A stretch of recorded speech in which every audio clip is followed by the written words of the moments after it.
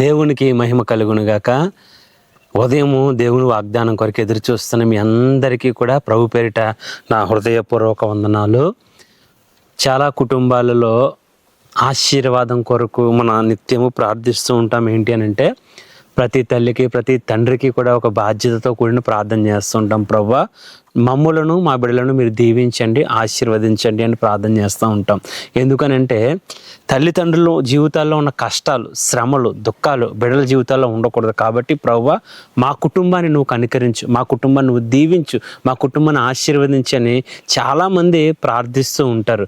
కానీ ఆ ప్రార్థనకు ప్రతిఫలాలు కొన్ని సమయాల్లో ఆలస్యంగా మీ చెంతకు చేరవచ్చు. కానీ మీ ప్రార్థన వినే గొప్ప దేవుడై ఉన్నాడు. అందుకే మీరు గమనించండి, మనం ఏం చేస్తామనంటే మన బిడ్డల భవిష్యత్తు బాగుండాలి, మన కుటుంబం బాగుండాలి అని చాలా సందర్భాలు మనం ఆశపడుతూ ఉంటాం. ఎందుకంటే అందరి జీవితాలు బాగున్నప్పుడు, మన జీవితాలు తగ్గించబడుతూ ఉన్నప్పుడు, మన బిడ్డల జీవితాలు అరాకొర వాళ్ళు అడిగింది మనం కొనివ్వలేనప్పుడు కూడా మనం ఏం చేస్తామంటే బాధపడుతూ ఉంటాం. చాలామంది జీవితాల్లో ఉన్న సమృద్ధి, ఆశీర్వాదము నా కుటుంబానికి ఉంటే ఎంత బాగుండు, నా కుటుంబంలో కూడా దేవుడు ఆశీర్వదిస్తే ఎంత బాగుండు అని ప్రతిరోజు మనం అనుకుంటూ ఉంటాం. కాబట్టి ఈరోజు దేవుని వాగ్దానం మనం అందరం కూడా కలిసి చదువుదాం. 2 సమూయేలు 7వ అధ్యాయము 29వ వచనము. దయచేసి నీ దాసునైన నా కుటుంబము నిత్యము నీ సన్నిధిని ఉండినట్లుగా దానిని ఆశీర్వదించుము.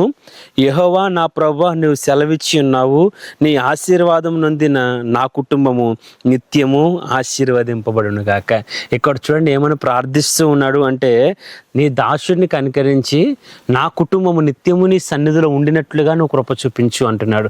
తర్వాత ఏమంటున్నాడు అంటే, ఇక్కడ మీరు గమనించవలసిన విషయం ఏంటంటే, మీ కుటుంబం ఆశీర్వదించబడాలి, మీ కుటుంబాలు దీవెనకరంగా ఉండాలి అని అంటే నువ్వు నిత్యము ఆయన సన్నిధిలో ప్రార్థించేవాడిగా ఉండాలి, మొరపెట్టేవాడిగా ఉండాలి. అందుకని నీ దాసునైన నన్ను, నా కుటుంబాన్ని నువ్వు ఆశీర్వదించు, నిత్యము నీ సన్నిధిలో మేము ఉండినట్లుగా కృప చూపించి అంటాడు. ఇంకో విషయం ఏంటో తెలుసా, సకల ఆశీర్వాదాలు దేవుని సన్నిధిలో ఉన్నాయి. అందుకే అంటాను, విశ్రాంతి దినమును మనం ఆచరించుట మానకూడదు, మనకు సమయం కుదిరినప్పుడల్లా మనం ప్రార్థించడం మానకూడదు.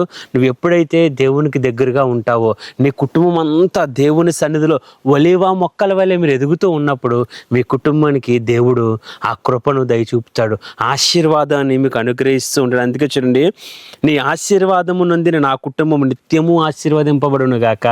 అంటే మన కుటుంబాలు ఆశీర్వదించబడాలి అని అంటే, మన కుటుంబాలు ఆశీర్వాదకరంగా ఉండాలి అంటే కుటుంబ పరంగా, కుటుంబ పక్షంగా మనం ప్రభు సన్నిధిలో నిలబడదాం, ప్రభువుని ఆరాధిద్దాం.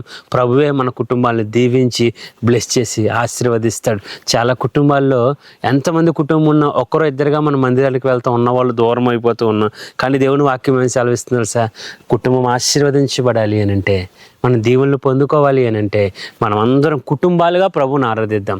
ప్రభు మన కుటుంబాలకు ఖచ్చితంగా తప్పకుండా దీవించి ఆశీర్వదించి, నువ్వు బ్రతుకు దినములన్నిట నీవు నీ బిడ్డలు తర్వాత తరములకు కూడా ఆశీర్వాదకరంగా మన కుటుంబాన్ని ప్రభు బ్లెస్ చేయునుగాక. కాబట్టి అందరం కుటుంబాలుగా మందిరాలకు వెళ్ళండి, కుటుంబాలుగా ఆరాధించండి.